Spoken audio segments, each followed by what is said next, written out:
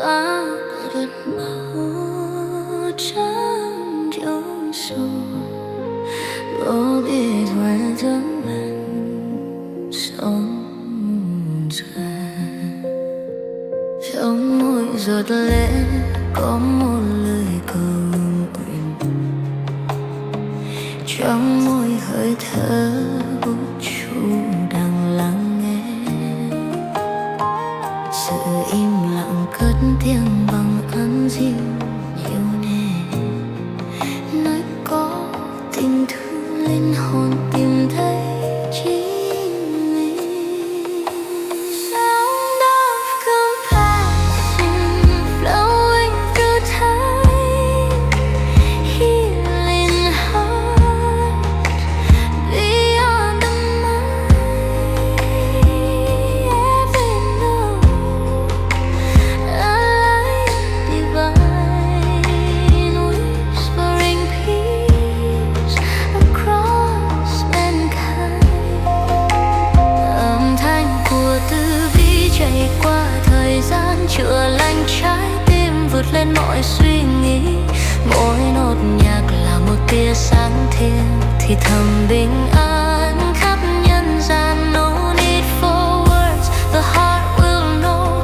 Kindness is the seed we sow, in giving peace we find our way.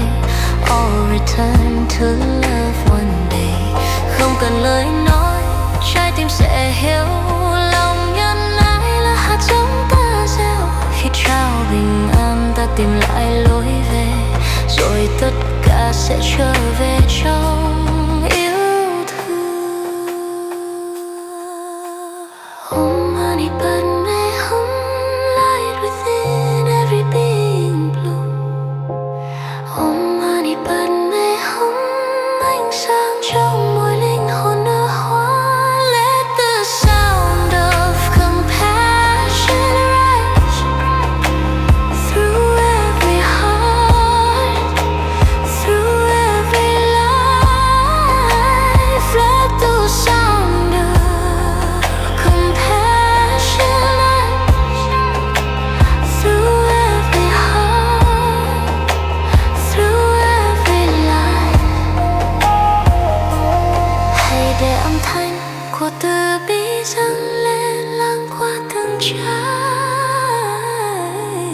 tim, từng kiếp sống.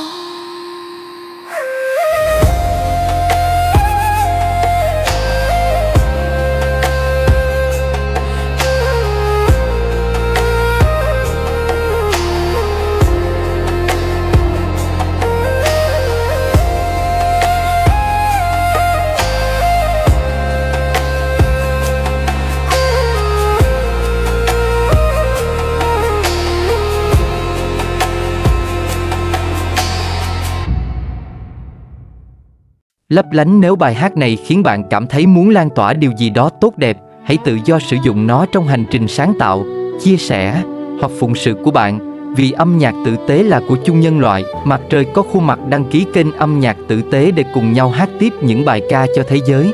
Bồ câu và hãy chia sẻ bài hát này cho ai đó đang cần một chút ánh sáng hôm nay. Choáng váng một bài hát có thể không thay đổi thế giới, nhưng có thể đánh thức một trái tim, và trái tim đó sẽ thay đổi thế giới.